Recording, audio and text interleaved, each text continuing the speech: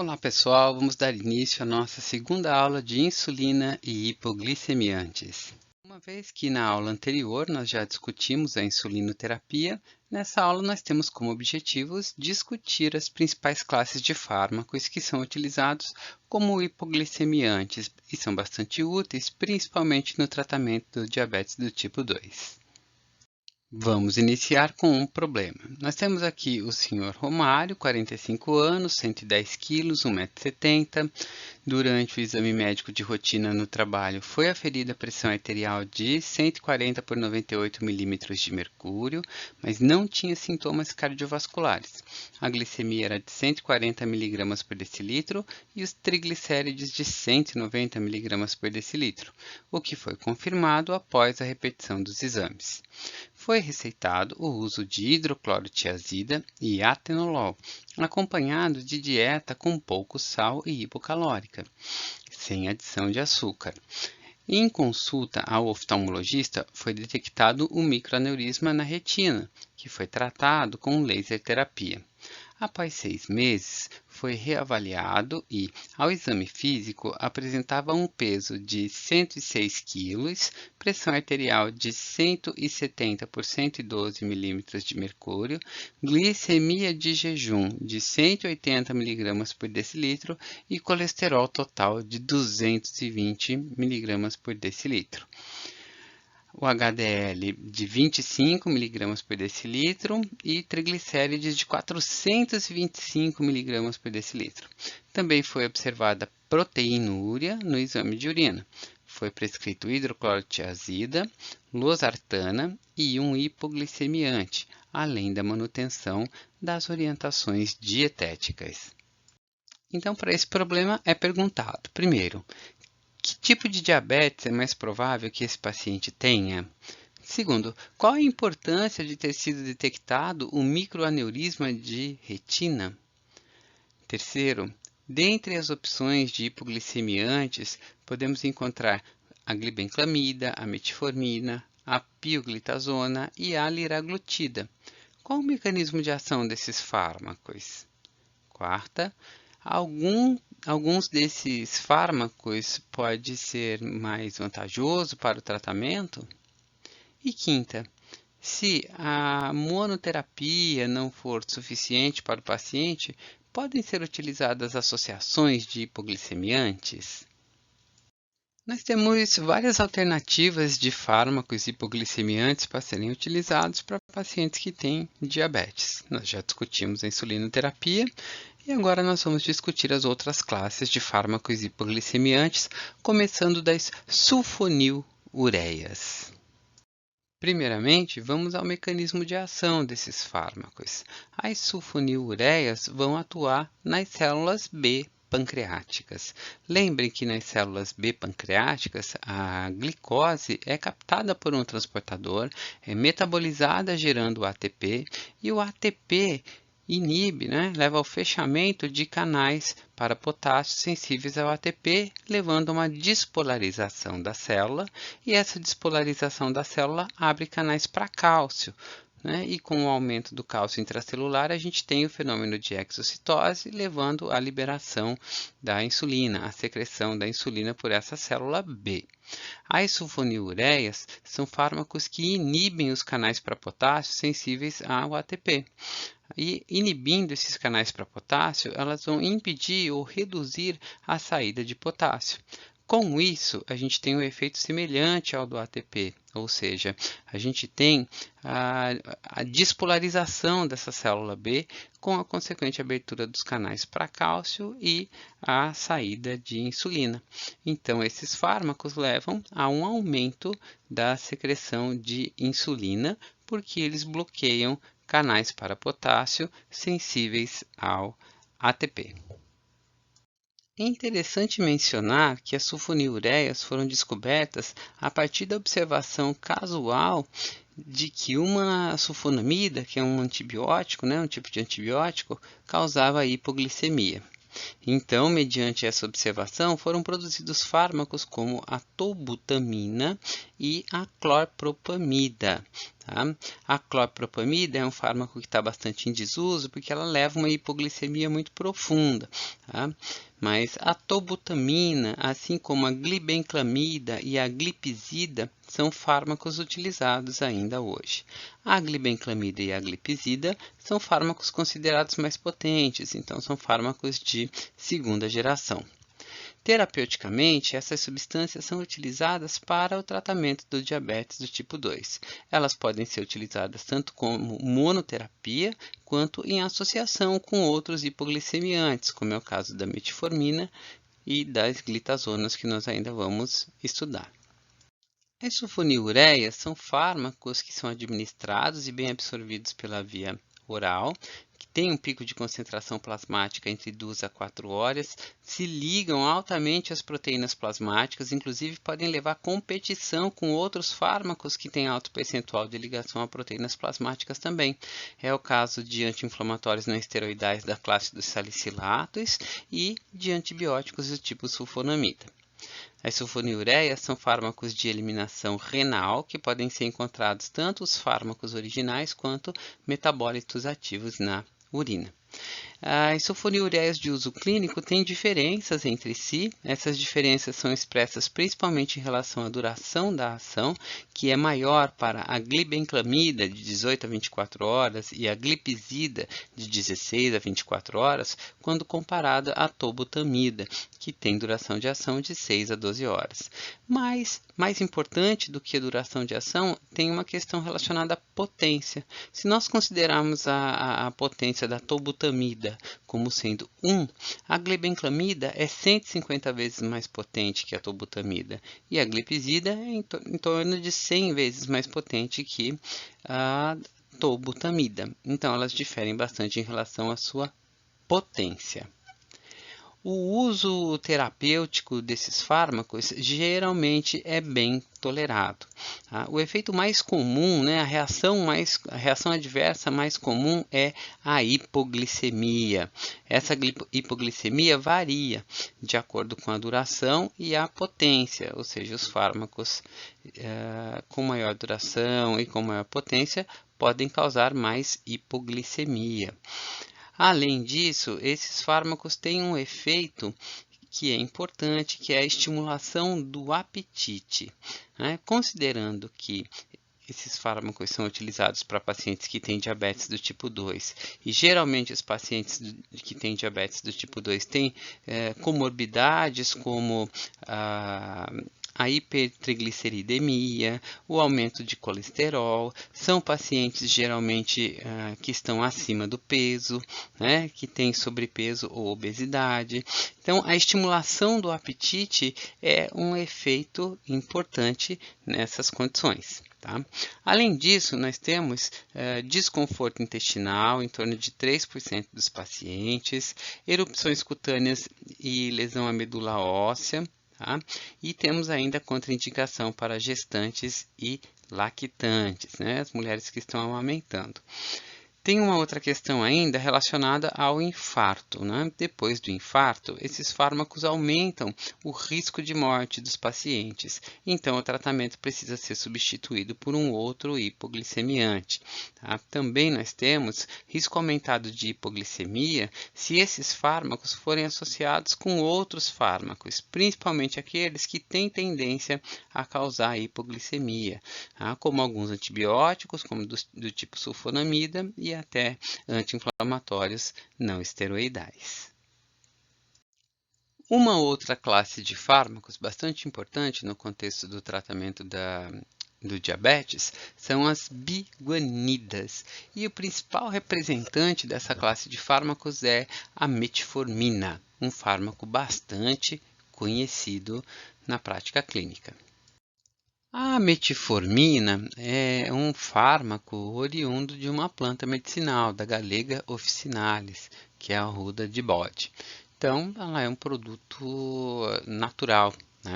Os efeitos da metformina incluem, de forma importante, a redução da produção de glicose hepática, então a gliconeogênese hepática, Mas também a metformina aumenta a captação e a utilização de glicose pelo músculo esquelético e reduz a absorção de carboidratos. Todos esses efeitos são efeitos que contribuem para a redução da glicemia, mas ainda nós temos o aumento da oxidação de ácidos graxos e a redução de colesterol LDL e de VLDL. Todos esses efeitos da metformina são induzidos porque ela aumenta o AMP cíclico e, consequentemente, aumenta a atividade da quinase dependente do AMP cíclico, a AMPK.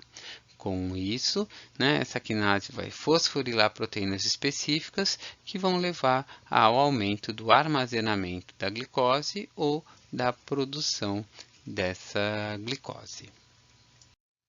Assim, a metformina, cuja marca comercial mais conhecida é o Aldomet, é um fármaco utilizado para tratar a hiperglicemia, no tratamento do diabetes do tipo 2, principalmente em pacientes obesos, que representam o principal tipo de pacientes que tem esse tipo de diabetes. Só que a metformina hoje representa a primeira escolha no tratamento do quadro de diabetes, porque ela trata essa hiperglicemia sem causar hipoglicemia, que é o principal efeito indesejado dos outros hipoglicemiantes. Então a metformina não causa esse efeito, ou também ela não estimula o apetite, que é uma vantagem, por exemplo, frente às sulfonilureias que estimulam o apetite.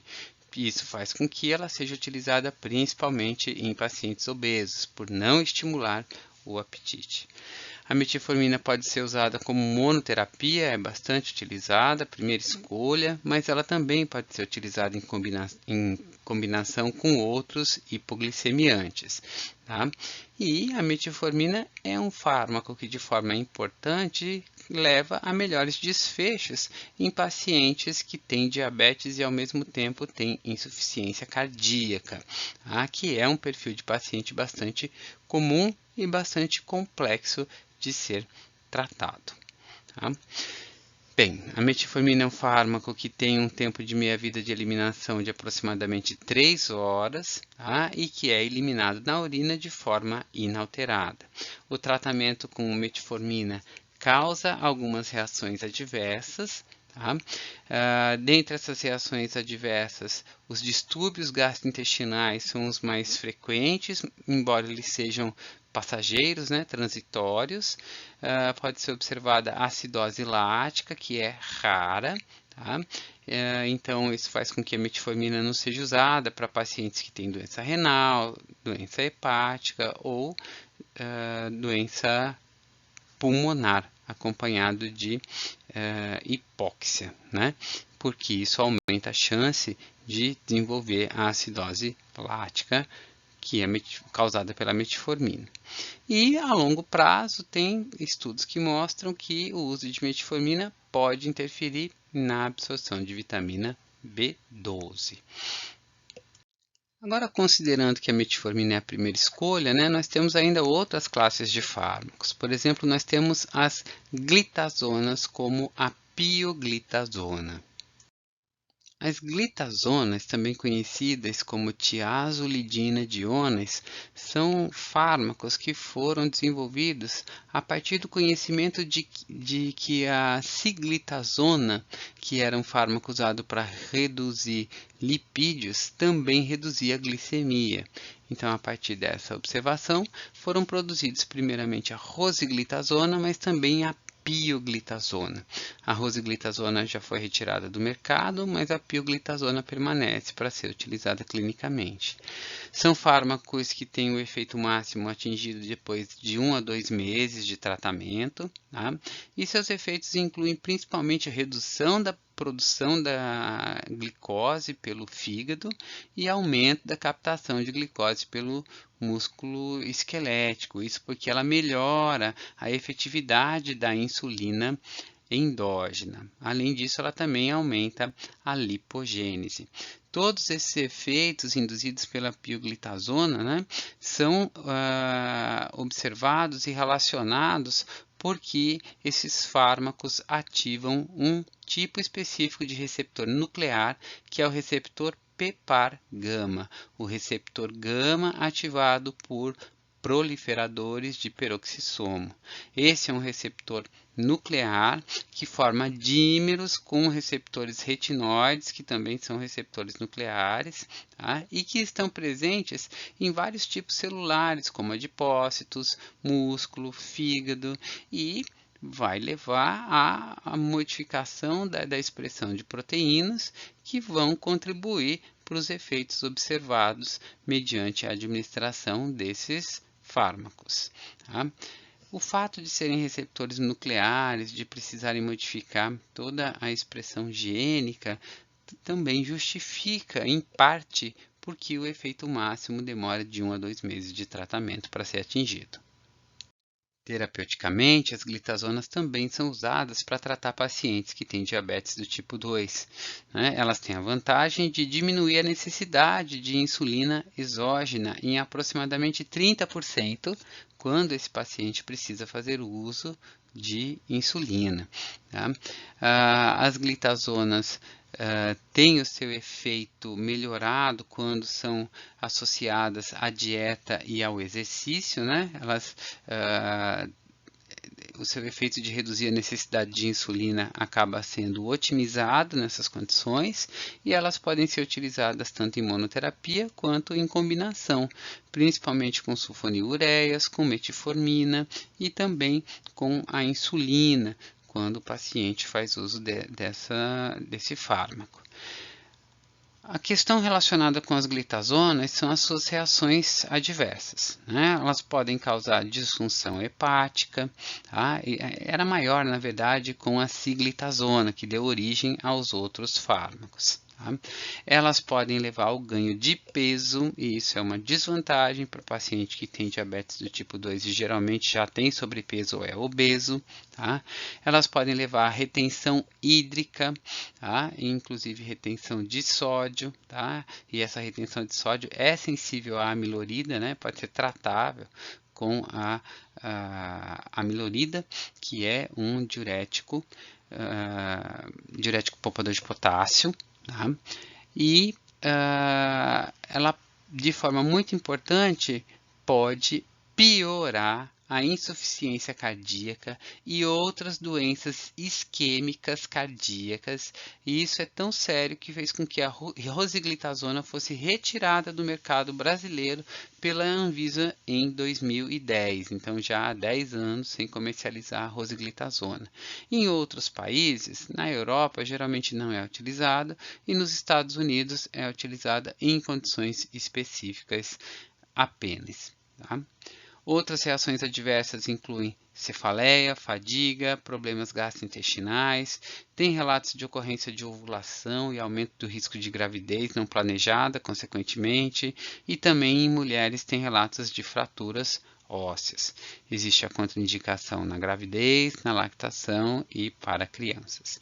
Então, todo esse perfil de reações adversas faz com que a rosiglitazona não seja fármaco de escolha, mas a pioglitazona, na verdade, né? Aqui no Brasil, a pioglitazona não seja fármaco de escolha, mas seja uma alternativa a ser associada a outros fármacos quando há dificuldade no controle dos níveis glicêmicos. Na sequência, nós temos as gliptinas e os agonistas de GLP-1. Tá? Vamos falar sobre esses fármacos, que inclusive têm fármacos mais recentemente lançados no mercado. Antes de falar sobre esses fármacos, vale a pena relembrar que a presença de alimento no intestino estimula a liberação de incretinas, que vão estimular as células B pancreáticas a produzir insulina. Dentre as incretinas, que nós conhecemos, nós temos o peptídeo inibidor gástrico, e temos o peptídeo glucagon símile 1, que é o GLP-1, que são incretinas endógenas e, portanto, estimulam a liberação de insulinas. Acontece que essas incretinas elas podem ser degradadas por enzimas como a DDP4.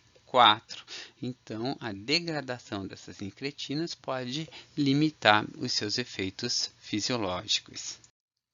Tendo discutido o papel dessas incretinas, é importante mencionar novamente que o GLP-1 é uma incretina que, se for administrada por via intravenosa, por exemplo, é rapidamente degradado pela enzima DPP4, a dipeptil peptidase 4.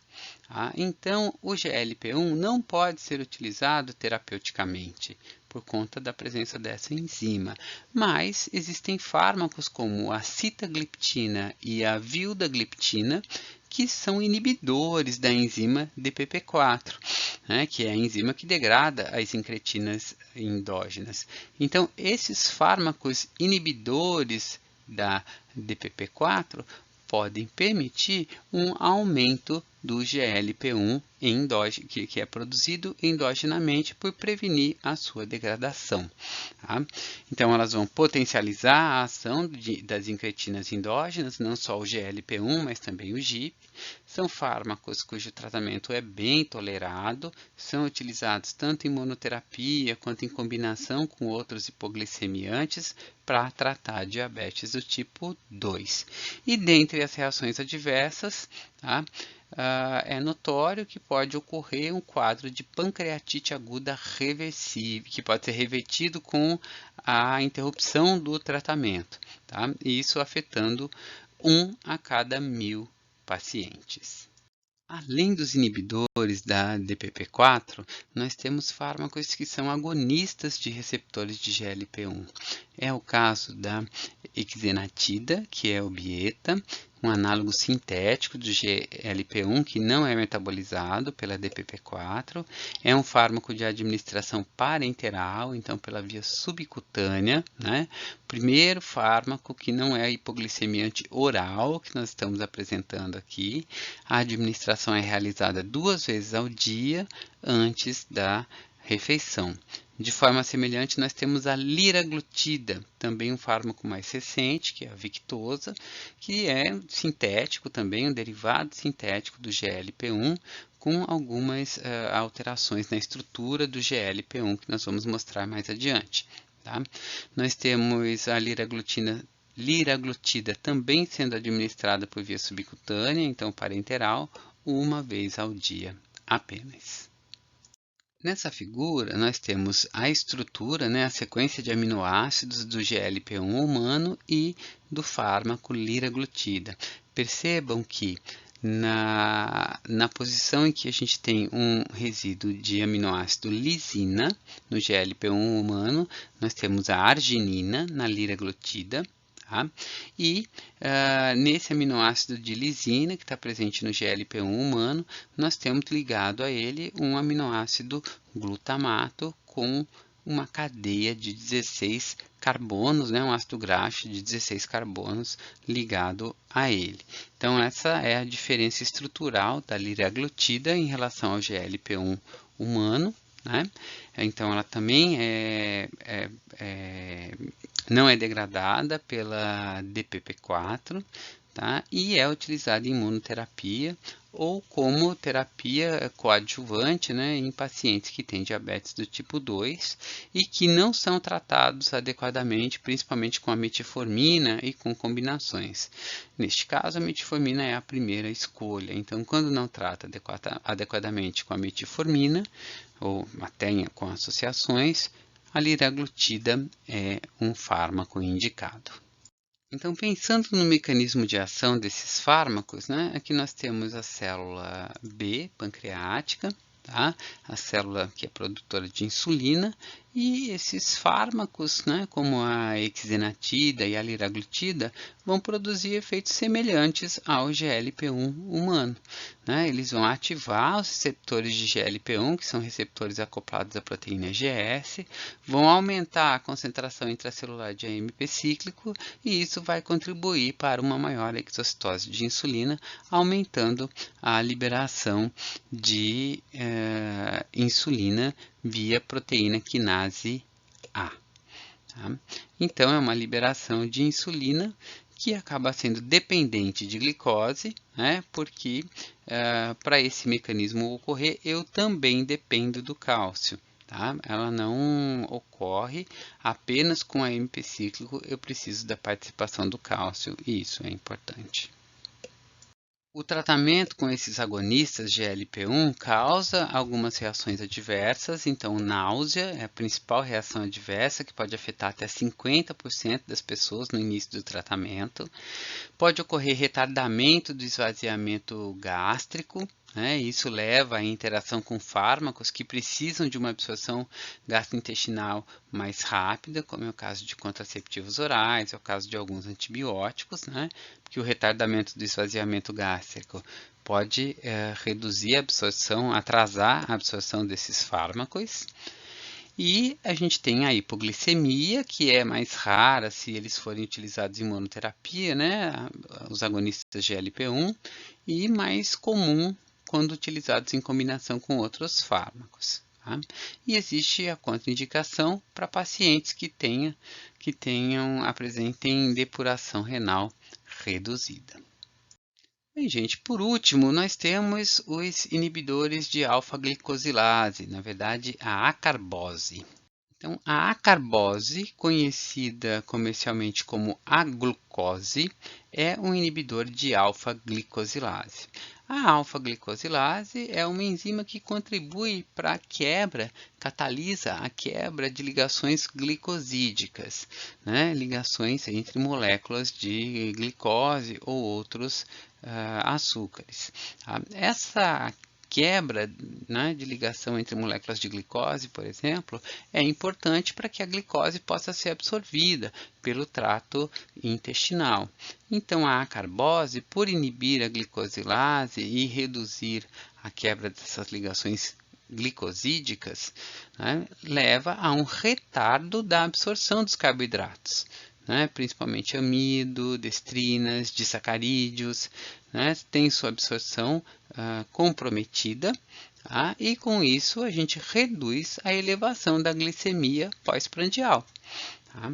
Esses fármacos são úteis em pacientes que têm diabetes do tipo 2, principalmente pacientes obesos, podem ser usados em associação com a metformina e o principal efeito indesejado desse tratamento são as flatulências e a diarreia, porque esses carboidratos acabam sendo metabolizados de outras formas no trato intestinal, inclusive com a participação de bactérias. Então, essa terapia, né, por essas razões, ela não é indicada para pacientes que têm doenças intestinais, ok? Então, uma vez que nós apresentamos as diferentes classes de hipoglicemiantes orais ou parenterais, né, eu gostaria de deixar para vocês apenas um algoritmo aqui que é sugerido para o tratamento do diabetes do tipo 2, que foi adaptado do Goodman. Então, uma vez que a gente tem o diagnóstico do diabetes do tipo 2, né, mediante a avaliação da hemoglobina glicada, aqui representado como A1C, né, podem ser tomadas medidas como a educação do paciente, a terapia nutricional clínica, a atividade física e o tratamento farmacológico com metformina, que é a primeira escolha. É muito importante que esses pacientes precisam ser triados para as complicações, por exemplo, um exame de retina, verificar se há microalbuminúria, né, excreção de proteínas na urina, se há neuropatia, ter uma avaliação vascular, porque ele pode estar mais propenso a ter alterações, dano vascular, né, lesões vasculares que vão contribuir para eventos cardiovasculares importantes, bem como é importante que sejam tratadas comorbidades que esses pacientes geralmente apresentam, porque geralmente são pacientes que têm obesidade, hipertensão, problemas cardiovasculares e dislipidemias, né? Alteração de triglicérides e de colesterol. Então, essas comorbidades precisam ser tratadas também. Mediante essas questões, depois de um tempo de tratamento, se faz a reavaliação da hemoglobina glicada. E se não houver efetividade no tratamento apenas com a metformina e as outras medidas, geralmente é associado um segundo agente. Tá? Um segundo agente que pode ser uma sulfonilureia, pode ser pioglitazona, né? Pode ser um outro fármaco a depender do paciente. Depois de um tempo de tratamento, é feita a reavaliação e se ocorrer a ineficácia do tratamento mesmo assim, alguns caminhos podem ser seguidos a depender da condição do paciente. Por exemplo, pode-se associar 2 hipoglicemiantes orais à metformina, né? Associar um terceiro fármaco ao tratamento, ou associar a insulina, a metformina, a depender da condição do paciente. Mais recentemente, nós temos outros fármacos que são alternativas, como é o caso dos hipoglicemiantes parenterais, como a liraglutida, né, que vem sendo cada vez mais utilizados, principalmente em pacientes nesse contexto, né, de que a metformina associado a outros fármacos não controla adequadamente essa glicemia. Bem, gente, então eu espero que vocês possam ter aproveitado, né, essa aula de insulina e hipoglicemia antes.